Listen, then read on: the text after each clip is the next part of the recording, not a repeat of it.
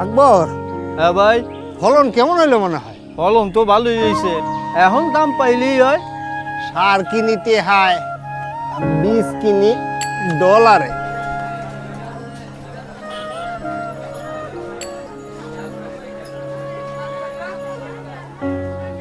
ভাই, বাজার অবস্থা ভালো না। কত?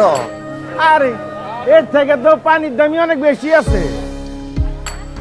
সবারই সব কিছু হয়, আমাকেও কিছু হয় না। বিকু ভাই, জি ভাই, ডিমের ডজন কত? 180। কত? 180। দেন, 1 ডজন দেন। অনেক টাকা বাকি পড়ছে, এখন 2টা নেন। সব কিছুর দাম বাড়ে, শুধু বেতন বাড়ে না।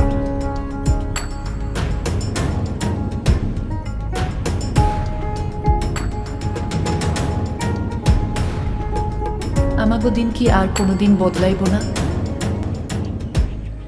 ক্ষমতায় যে যায় সেই ওয়াদা ভুলে যায়, যেই লাও সেই কদু। আসলে কারো কোনো সঠিক তদারকি নাই তো। কেউ তদারকি করে না, এই যা। সেটাই, আমেরিকার মতো আমাদের সিনেটর থাকতো, উচ্চকক্ষ নিম্নকক্ষ।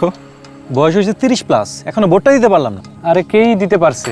আরে একটা সময় ভোট ছিল উৎসবে, সবাই গ্রামে আসতো ঈদের ভাব। আর এখন কি দিন আসলো, ভোট আসলে মনে হয় আতঙ্ক কাজ করে। আরে ভোটটা ইভিএম না হয়ে ব্যালটই ভালো। হ্যাঁ ঠিকই বলছিস, দেশের উন্নত করার একটাই উপায়, দুর্নীতি দমন করা। তা ঠিক। আর হইছে, দুর্নীতি দমন কমিশন নিজেই দুর্নীতিগ্রস্ত হয়ে গেছে। রক্ষক নিজেই ভক্ষক। রাইট। এতদিন আপনারা কোথায় ছিলেন? দেশের এই পরিস্থিতির জন্য তো আপনারাই দায়ী। আজকে কৃষকের দুরবস্থা, শ্রমিকের কান্না আর প্রবাসীর হাজারি, কোনো কিছু নিয়েই তো আপনারা লিখতেছেন না। এইসব দুর্নীতির কথা না লিখে আপনারা খালি তোষামোদি করতেছেন। আপনাদের কারণে আজকে সত্যটা প্রকাশ হচ্ছে না। আপনারা কি সাংবাদিক না সাংঘাতিক? আরে ভাই, চাপা কম মারেন। জিহ্বা কেটে বলছেন, এবার বলেন, তাহলে কি আঙ্গুল কেটে লিখবো? দেশটা কি ঠিক হইব না? হবে কেমনে? গণতন্ত্র নামে মাত্র। গণতান্ত্রিক অধিকার কি নাই? নির্বাচন কমিশনের তো ঠিক নাই। আইনের শাসন আছে। স্বাস্থ্যসেবার যা দশা। অর্থনীতির 12টা বেজে গেছে। ধর্মই তো পালন করা যায় না। আসলে কি কোনো কিছু ঠিক হবে না? কেমনে হইব? করবেটাকে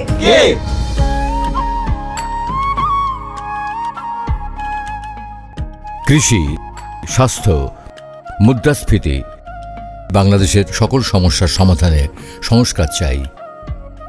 13 জুলাই 2023 সংস্কার চেয়েছিলেন বিএনপির ভারপ্রাপ্ত চেয়ারম্যান তারেক রহমান।